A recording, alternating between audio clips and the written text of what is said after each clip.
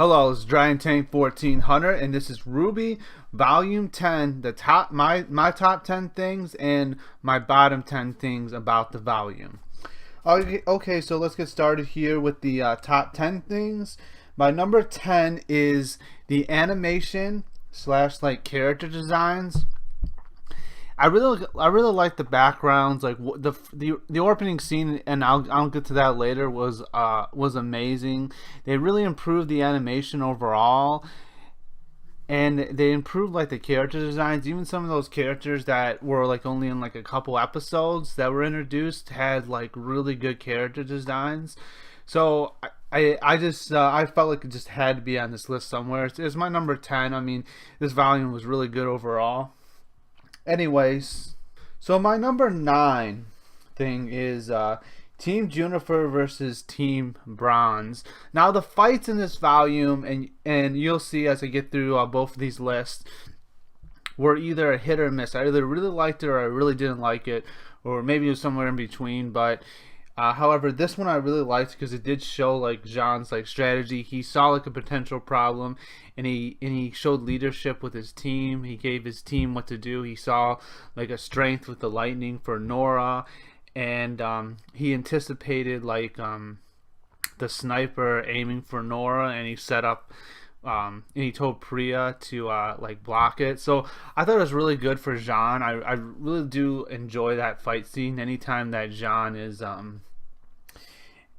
kind of gets to shine, even if he doesn't like shine fighting wise, he shines in like his leadership and his strategic capability.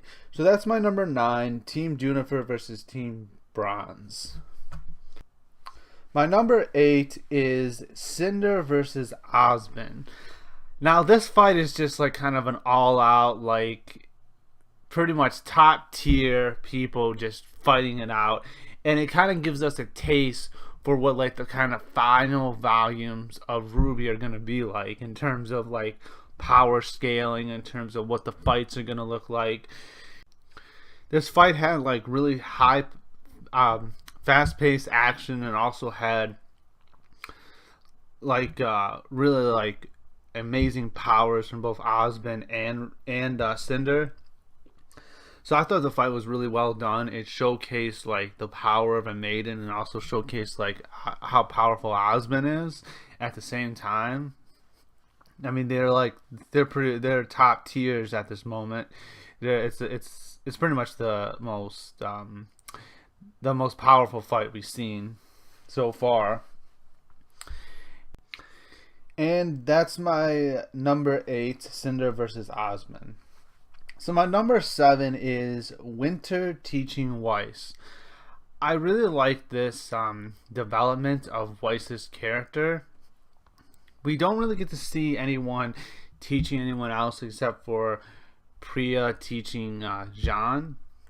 And it's really good to see like Winter teaching Weiss some stuff. I mean, we got to see in Volume 4, and I'll talk about that later, like Yang being taught by her dad. However, it was really good to see like that like sisterly bond they had, and really like Winter playing that mentor role to her younger sister in order to train her. And it was really good that like she like was struggling with her semblance, like this certain aspect of her semblance, the summoning part, and that by like the end of the volume we got to see her not completely succeed, but kind of like succeed a little bit. So it wasn't like that scene was wasted. It was like building up to that. So anyway, that's my number 7, Winter teaching Weiss. So my number 6 is Cinder versus Priya. Now I like this fight a little more than Cinder versus Osmond, because Cinder versus Osmond, it's like we kind of missed out on like the final parts of the scene, Osmond being taken down. And I really like to see like this is the one time we get to see Priya like use her powers fully. She's pretty much a lesser version of Magneto, which was really good to see. Like she was like putting these gears all over Cinder, and like some say like Cinder was like going easy on her or whatever, but there's parts of the battle where you get to see Cinder actually like try, like when Priya had Cinder kind of pinned with her sword, you can tell she was really trying to burn through the metal. And when Priya put all the gears on top of her, Cinder was like, no, this isn't gonna happen, and she like exploded them off. So I mean, it was really really good to see those two fight. I do wish we would have had like Priya had like another scene with like a higher tier person, not higher than Cinder, lower than her, but higher than what she usually fought, and had it like have her like really go all out like she did, so she would have like a W, like a good W, instead of like she's just getting a loss here. However, it was good to see, and it did showcase Cinder's powers and how much the maidens can be a threat. Anyway, so that's my number 6, Cinder versus Priya. My number 5 is foreshadowing in general. An example of this is when Osmond asked Priya, "What's your favorite fairy tale?" She mentions like the two brothers, which in volume 4, Crow actually tells that tale and says it's actually true. And she says some other ones that I think I can't remember what they are right now, but I think they will come up later, or maybe not. And I'm sure there's like other instances of foreshadowing, but we only have like volume 4 to work with, so I'm sure more will be revealed as the volumes go on, and like we see more material, and then we watch these again, we'll be like, oh, that's what they're coming from. So I always do like foreshadowing, hidden things, like hints to like the future. So that's my number 5, foreshadow. My number 4 is the opening scene with RWBY and like the gravestone. This was an amazing animation scene, except for one part, and I'll get to that when I do my bottom 10. However, it was, for the most part, except for one part, it was like the best animation scene of the series thus far. Maybe there's a couple in volume 4 that I'm just not remembering. However, this is definitely like one of my favorites, if not my favorite animation scene. You have like the sunset and the gravestone. It was just really well detailed. It was really well done, and it was like showcased how much the team that works on RWBY Rooster Teeth has improved with their animation skills. Really enjoyed the scene, so that's my number 4, the opening scene with RWBY and the gravestone of her mother. So my number 3 is Torchwick's death. Now, Torchwick was a really good villain. He had that charisma to him.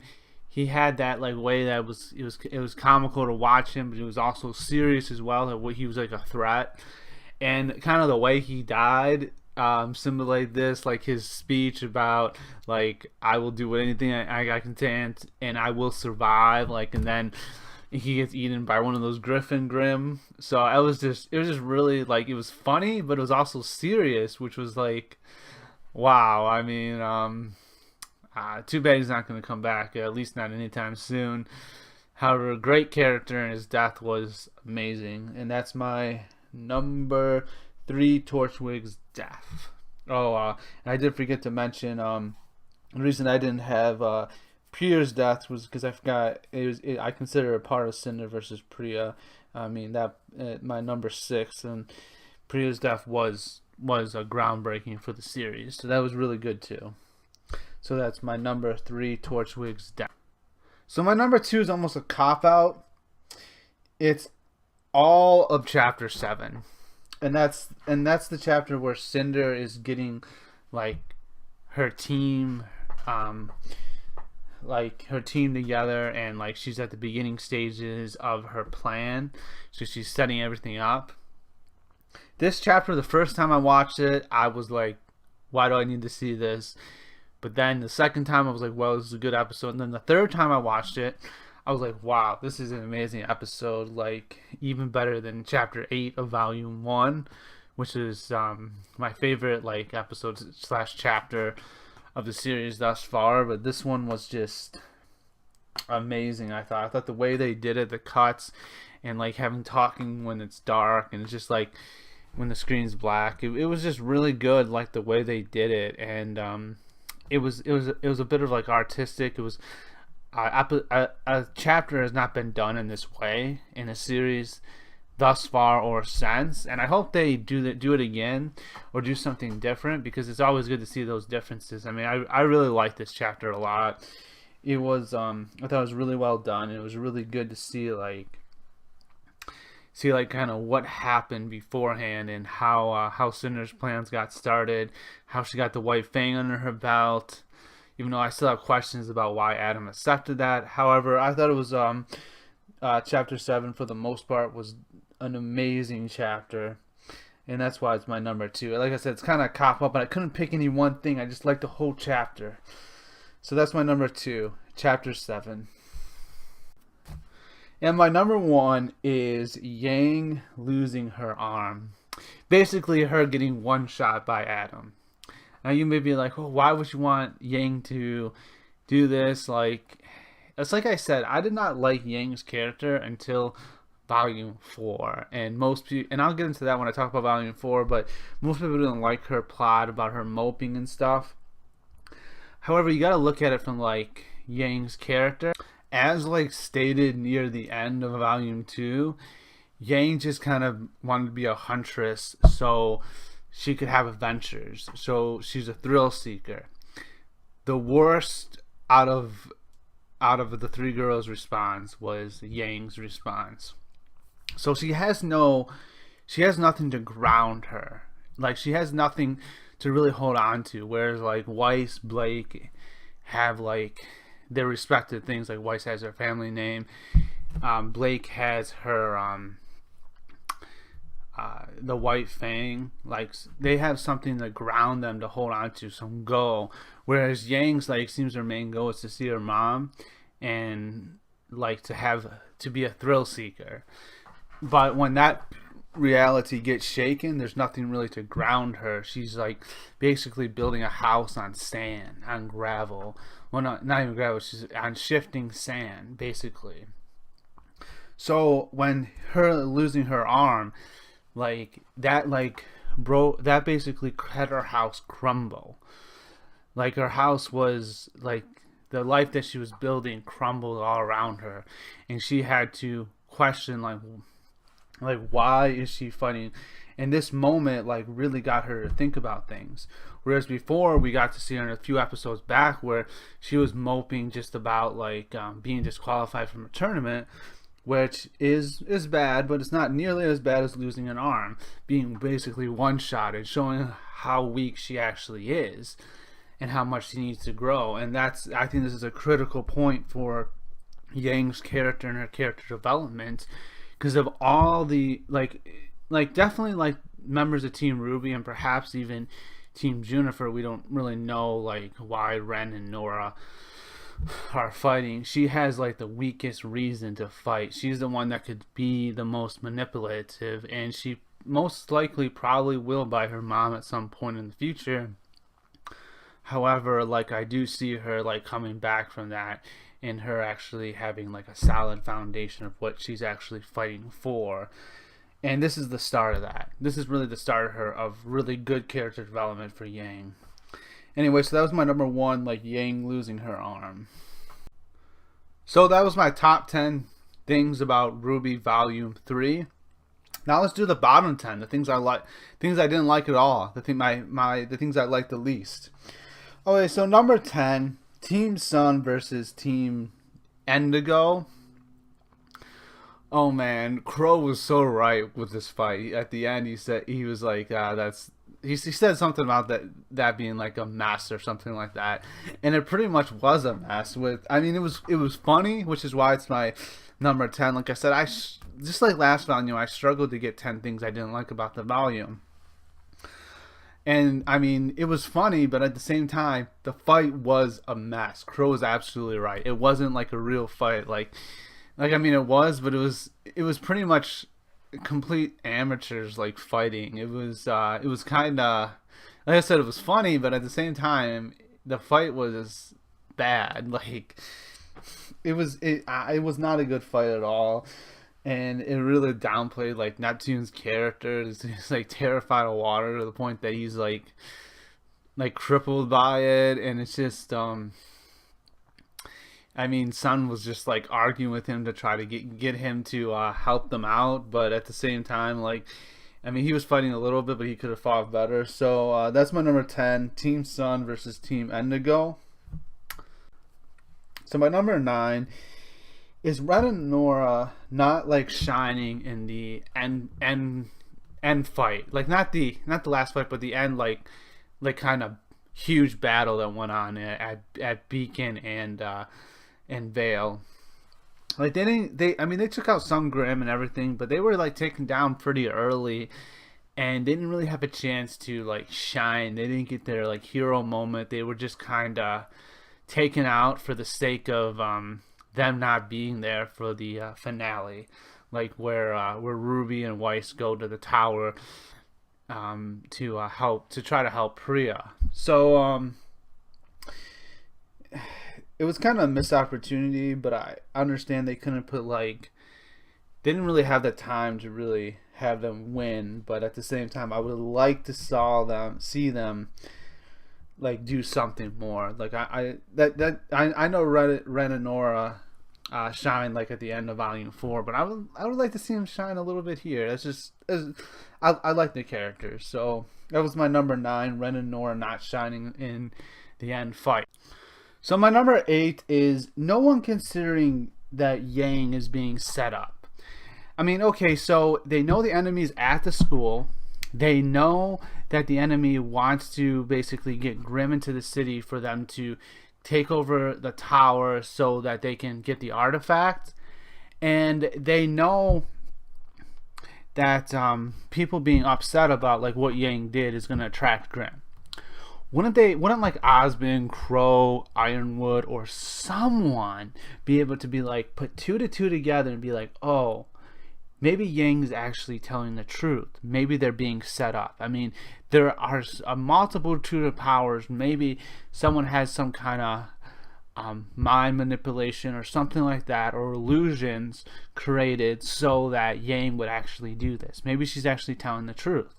So really, like, it doesn't make any sense why they wouldn't actually consider that something is actually happening.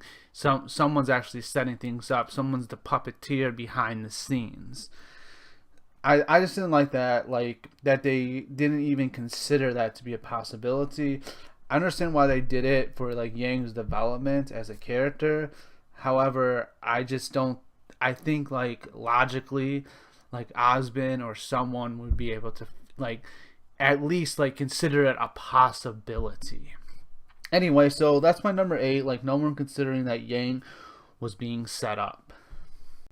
Now, my number 7 is, like, just the first aid design for, like, Cinder and Neil. Like, when they were in those first aid designs, like, I just didn't think it was a good design. Like, their hair, like, I just didn't like their designs at all. And I'm glad they were only shown for, like, a few, like half a minute or something like that, because I just didn't like looking at it. It was just a bad design in my opinion. So that's my number 7, the first aid designs for Cinder and Neo. So my number 6 is another fight. It's Yang and Weiss versus Flint and Neon. I don't know, I didn't like this fight. I didn't like that like Yang just like kind of got angry and was able to win. Like, she relied on her semblance to win. I like that. The one thing I did like about the fight was that Weiss kind of sacrificed herself, which was good. But having like Yang actually like knock out 2 people, I mean, she's not a good fighter. She was completely schooled last season by Neo, and then she was one-shotted by Adam. Like, it's like they build Yang up, and then they're like, oh, we're gonna tear her down. Like, I don't know, it just doesn't make any sense to me. I mean, Weiss and Blake are both better, more skillful fighters and better strategists than Yang is. Yet they didn't really get a big chance to shine this season. I mean, come on, like, Yang is not a good fighter, and yet she was able to take down both Flint and Neon. Like, I don't know, it was just to me, that's just a bit unrealistic. And I don't know. It's just her just getting angry and just winning the fight, just relying on her semblance. I mean, it leads up to Volume 4 with what her dad said about not relying on her semblance too much. But anyway, that's my number 6. Yang and Weiss versus Flint and Neon. My number 5 is Crow not recognizing Cinder or her team. Now, Crow has been out in the field many times. He's like one of the best hunters, like probably in hunter/huntress in the world. And he does a ton of field work for Osmond, and he has like hindered Cinder's plans here and there, as stated by Tyrion in like the next season.